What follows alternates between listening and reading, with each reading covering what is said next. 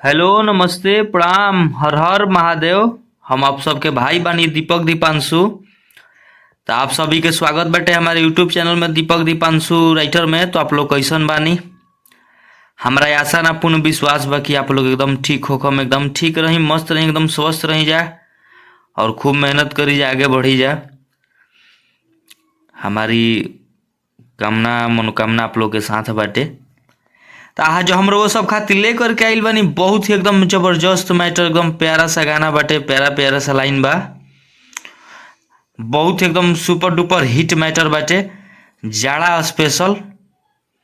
आज ही जाड़ा के गाना हम लोग सब खातिर लेकर के आइल बानी 2024 तर्ज बा या के गरम कदर राजाई राजा जी दीपक दीपांशु। ड्यूएट गाना बाटे, लड़का लड़की दोनों बा, जहाँ दू लिखल बा, खुद रहो सब समझदार बन जाओ, या दू बार गावे के बा।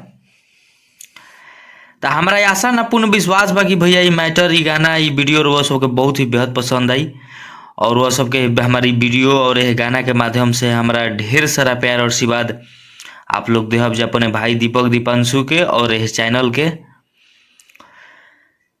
तो एकदम ही जबरदस्त गाना बाटे, जबरदस्त मैटर बा और वह सब सुनब जा तो खुद समझ में आ जाई। मैटर आप लोग ध्यान से देखब जा, सुनब जा तो मैटर समझ में आ जाई।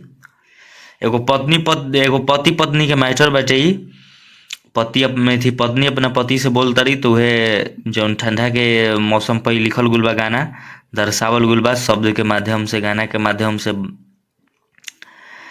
तो रोज सबके अपन प्यार और आशीर्वाद अपने भाई के जरूर देवे के बा और इस चैनल के।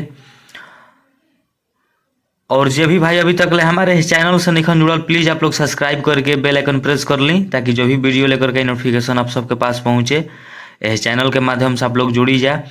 इस चैनल के जरिए, इस चैनल के माध्यम से वो सबके बहुत कुछ ट्रैक, न्यू ट्रैक देते रही ना। तो आप लोग प्लीज़ हमारे इस चैनल के फॉलो करके हमसे जुड़ी जा भैया। और वीडियो अच्छा लगी तो प्लीज़ आप लोग अपन मत कमेंट और लाइक एक एक अपन लाइक आप लोग जरूर करब जा अपने भाई के सपोर्ट खातिर। काहे कि भैया वो सबके सपोर्ट के बिना हर कलाकारी के ज़िंदगी अधूरा रहेला। तो प्लीज़ आप लोग अपने भाई दीपक दीपांशु के आप लोग ढेर सारा प्यार और आशीर्वाद अपन सपोर्ट नहीं जा और इस चैनल के भी। काहे कि रोवे सब खातिर भैया मेहनत करके कुछ एगो गाना बनाई ना, रोज ना रोज एक एक दिन सोची ना कि नया नया कुछ चीज़ भाई के देवल जाओ। तो प्लीज़ हमारा आगे रह विनती बा, निहोरा बार वो सबसे कि हम अपने से बड़ भैया लोग के और छोट भाई लोग के प्लीज़ आप लोग अपने भाई के सपोर्ट करिए और आप लोग जरूर मौका दी जा अपने भाई के। और जे भी भाई के हमसे पर्सनल गाना लेवे के हो कि भाई अपन कॉल व्हाट्सएप के जरिए गाना लिखवा सकता है, मन चाहे जैसन भाई के गाना चाहिए वैसन अपन लिखवा सकता है। तो चलिए भैया, कुछ कहे बोले गावे में कुछ दिक्कत होला तो अपन छोट भाई मान करके माफ़ कर देनी भैया। तो प्लीज़ अपन लोग सब सपोर्ट अपने भाई दीपक दीपांशु पर ऐसे ही सदैव बनैले रही जा और अपन सपोर्ट करी जा, सपोर्ट दी जा। तो चलिए वो सबके बता दी कि तर्ज बा आके गरम कदर राजाई राजा जी, पति पत्नी का मैटर बटे, जाड़ा स्पेशल गाना बा 2024। तो बहुत एकदम जबरदस्त लाइन बटे, एकदम प्यारा प्यारा लाइन बा, प्यारा प्यारा सा शब्द डाल के वो गाना तैयार के लिए बन रहे वो सब खातिर। तो देर ना करते हुए हम वो सबके मुखड़ा के डमी करके सुनावत नहीं। लड़का के लाइन बा, कमाए खातिर रानी हम आइल बानी बहारा, ओने जवानी के जोश जोतले बा तोहारा। कमाए खातिर रानी हम आइल बानी बहारा, जवानी के जोश जोतले बा हो तहारा। तो लड़की कहती है, लड़की के लाइन बा बहुत एकदम प्यारा लाइन बा कि एगो कही द तू पुण्य वाला करम, कि तू पति वाला अपन निभा द धर्म, आके कही दो ये राजा जी राजाई गरम। तू पति वाला अपन निभाई द धर्म, आके कही दो ये राजा जी राजाई गरम। तो हमनी के मैटर बटे, ये हमनी के शब्द बा, हमारी लिखल मुखड़ा रउआ सबके कैसा लागल?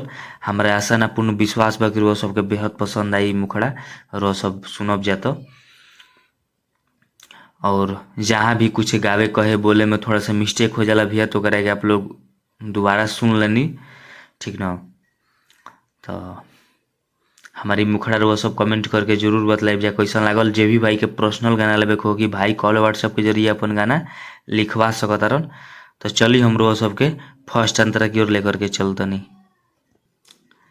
तो ये हमनी के फर्स्ट अंतरा बाटे, एकदम जबरदस्त अंतरा के भी लाइन बा, दोनों लड़का लड़की दोनों के एकदम जबरदस्त लाइन बा अंतरा के। जौन मुखड़ा कहेला सेम आप लोग देखले बन जाए उहे चीज ओकरे बारे में हमार अंतरो कहेला। तो एकदम बहुत ही जबरदस्त लाइन बा अंतरा के भी।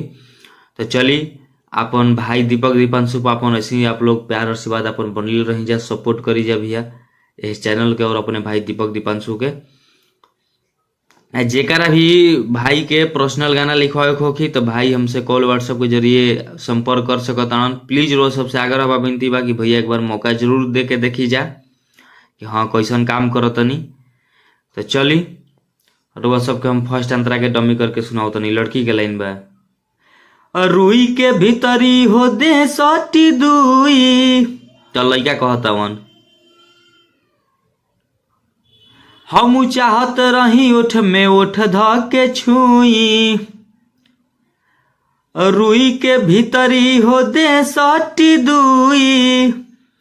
हम चाहत रही ओठ में ओठ ध के छुई।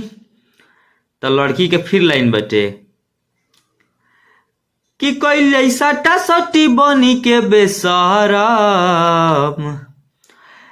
कि अपन पति वाला तू निभा द धरम, आके कही दे राजा जी राजाई गरम।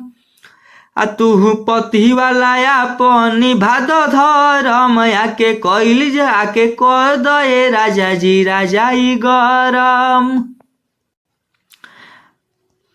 हमारी गाना रो सबका कैसा लागल रो सब कमेंट करके जरूर बतलाइब। अच्छा लगी तो प्लीज रो सब अपने भाई के सपोर्ट खाती काहे कि भैया रो सब खाती मेहनत इतना करें। तो प्लीज आप लोग अपना एक एक कमेंट जरूर करब जा। वो सब कमेंट पढ़ के मन में कुछ हमरो अलग आप लोग खाती सेवा के मौका देवे के सोचना कि कुछ अलग फिर से कुछ नया चीज कर जाओ। तो प्लीज रो सब कमेंट अपन जरूर करब जा कि हाँ मैटर कैसन लागल।